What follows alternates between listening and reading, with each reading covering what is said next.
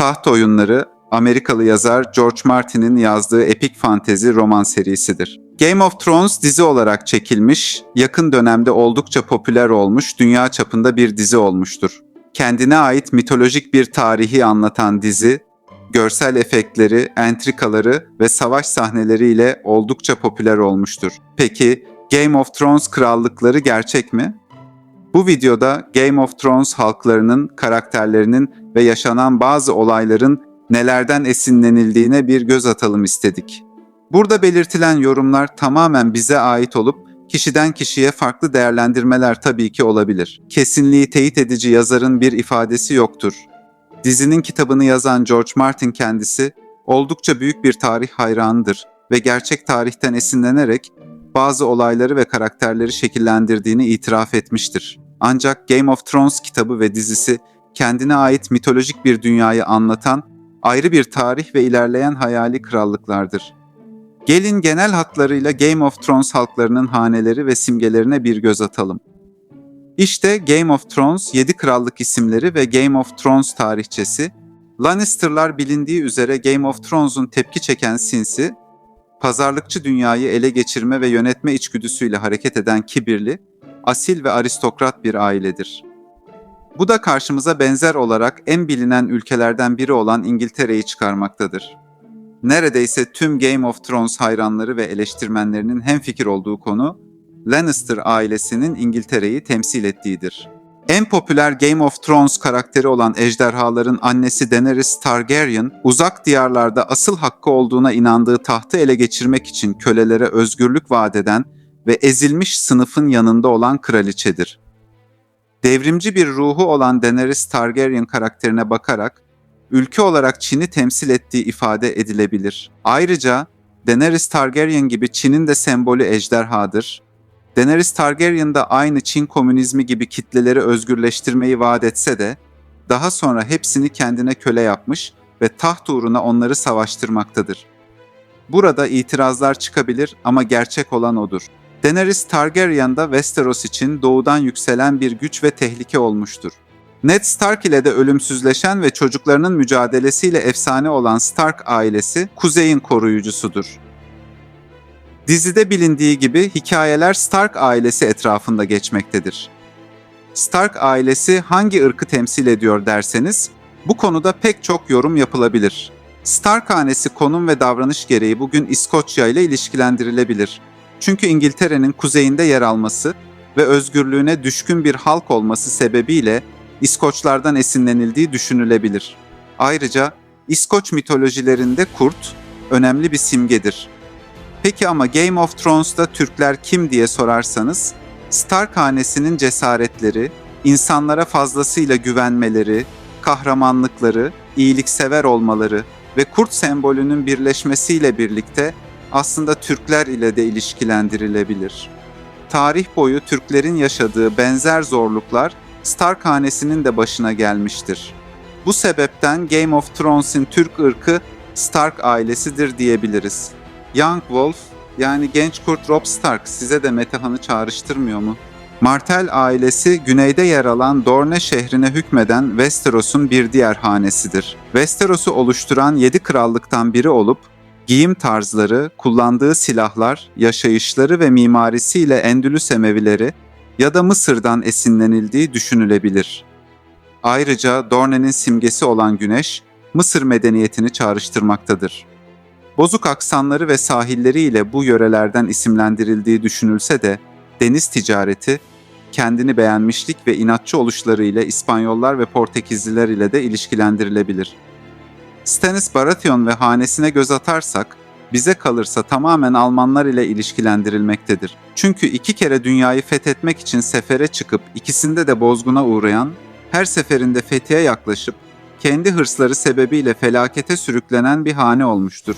Greyjoy hanesi, Yunanlılar ile ilişkilendirilmişse de aslında tamamen Vikinglerden esinlenildiği ortadadır.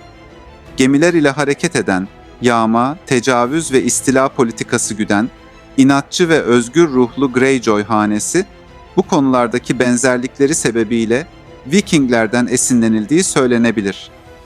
Tyrell hanesi için söylenecek net bir ülke veya ırk tipik özellikleri olarak görülmemektedir. Yüksek bahçe, zenginlik ve sembollerine bakılırsa, Persler ve Babil'in asma bahçeleri ipucu olabilir.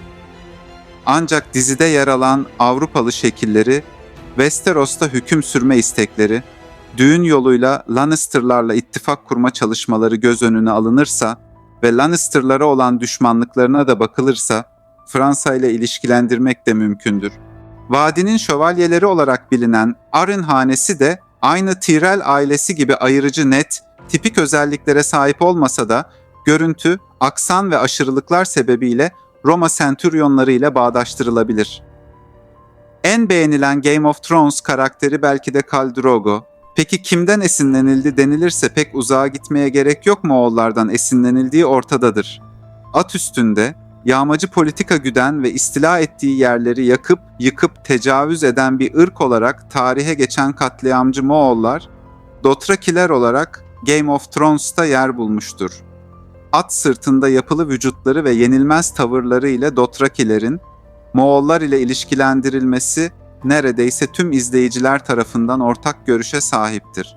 Ayrıca Dothrakilerin yapılı oluşları, iyi vücutları, korkusuz ve kendinden emin tavırları, batılı halkların kendilerinden efsaneleşmiş şekilde korkmaları sebebiyle de Türkler ile de ilişkilendirilebilmektedir. Kısacası Dothrakilerin at sırtında savaşçı bir kabile olması sebebiyle Türkler ve Moğollar ile ilişkilendirilmesi olasıdır. Peki, Büyük Khal Drogo için bu kim derseniz ona da Cengiz Han diyebiliriz. Khal Drogo'nun Westeros'u isteyen Viserys Targaryen'e altın taç hediye ettiği sahneyi hepimiz hatırlıyoruz. Yani altını eritip Viserys Targaryen'ın başına dökerek onu öldürmesi. Tarihte buna benzer bir olay vermek gerekirse, buna benzer bir olay Cengiz Han'ın Otrar Vadisi kuşatması sonrası gerçekleşmiştir. Tarihe Otrar faciası olarak geçen olayda Cengiz Han, Otrar valisi İnalçık'ı yaşanan savaş sonucunda esir almış ve intikam olarak ağzına gümüş döktürerek onu öldürmüştür. Bu sebepten Khal Drogo'nun Cengiz Han olduğunu söylemek mümkündür. Game of Thrones'ta konu edilen ülke Westeros'a bakılırsa, bugün Britanya adasının ters dönmüş halidir ve bu sebepten Game of Thrones'un Britanya tarihinden esinlendiği muhakkaktır. Bu bağlamda dizinin senaristi ve kitabın yazarı George Martin'in Güller Savaşı olarak bilinen 7 adet krallığın birbiriyle olan savaşından oldukça etkilendiğini söylemek mümkün. Bu bağlamda tarihteki Güller Savaşı'nı bitirmek için York ve Lancaster ailelerinin kurduğu ittifak ve çekişme, akıllara Stark ve Lannister savaşı ve evliliklerini getirmektedir. Bir başka gerçek olan ve dizide yer alan konu ise meşhur duvar yani Wall, İngiltere tarihinde de yer almaktadır. Romalılar 2. yüzyılda Kuzeyli İskoçların istilasını önlemek için Hadrian Duvarı'nı yaptırmışlardır. Westeros haritası ve İngiltere haritasındaki iki duvar da neredeyse aynı noktadadır. Tabi Hadrian Duvarı Game of Thrones'taki duvar kadar yüksek değildir. İzleyiciyi oldukça şoke eden kanlı düğün, İskoçya tarihinde de gerçekten yaşanmış bir olaya bağlanmaktadır. Bu olay Campbell klanının onuruna yemek verdiği MacDonald klanını uykularında öldürtmesidir. Game of Thrones'ta geçen farklı ülkeler, kişilerle gerçek ile ilişkilendirilmesi mümkündür. Mesela kölelerin getirildiği yaz adalarının Jamaika ve Barbados adaları ile ilişkilendirmek mantıklı olacaktır. Çünkü köleler tarihte de benzer bölgelerden İngiltere'ye getirilmiş ve İngiltere'de yoğun bir Jamaika popülasyonu bulunmaktadır.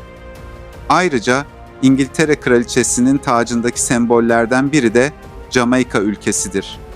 Serçe parmak karakteriyle ihtirasların odağında olan Lord Baelish'i de tarihi karakter olarak İngiltere tarihinin en önemli komutanları arasında yer alan ve neredeyse İngiltere'nin yarısını sevip diğer yarısını sevmediği Oliver Cromwell ile ilişkilendirmek mümkündür.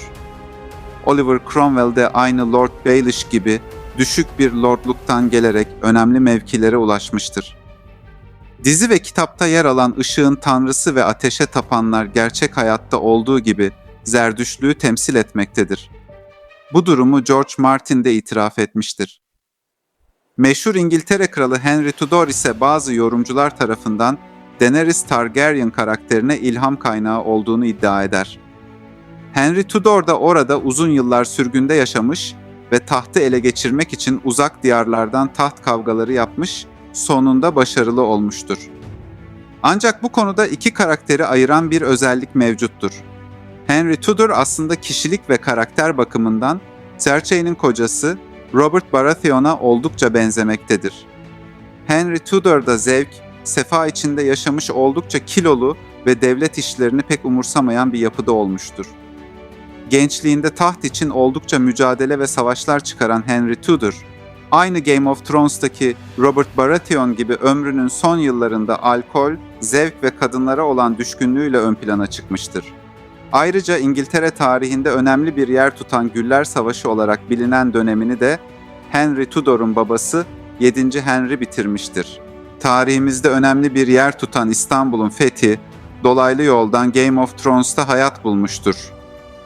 Peki ne alaka İstanbul'un fethi denirse, aslında alakalı olan konu Yunan ateşidir. Biz Yunan ateşini Game of Thrones'ta çılgın ateş olarak gördük ve özellikle Karasu Savaşı'nda Stannis'in gemilerinin cüce, Tyrion Lannister tarafından havaya uçurulduğu enfes sahnelerde çılgın ateşin ne kadar güçlü olduğunu yaşadık. Çılgın ateş gerçekten de Yunan alevi olarak bilinen ve Bizans'ın yoğun bir şekilde kullandığı ve çok güvendiği kimyasal bir yanıcıdır. Suyla temas ettiğinde yanan ve düşman gemilerini karadan uzak tutan Yunan alevi, Bizans'ın ilk kuşatıldığı dönemlerde etkili olmuş, fakat Osmanlı'nın ve Fatih Sultan Mehmet'in İstanbul'u fethi sırasında etkisi kırılmıştır. Ayrıca Piçler Savaşı'nda yer alan nefes kesici savaş sahnelerinde Ramsay'nin, Jon Snow'un ordusunu Osmanlı'nın ve Türklerin meşhur taktiği, hilal taktiği ile kuşatıp Romalılar gibi kalkan ve mızrak yardımıyla yok etmek için çevrelediğini dipnot olarak geçebiliriz.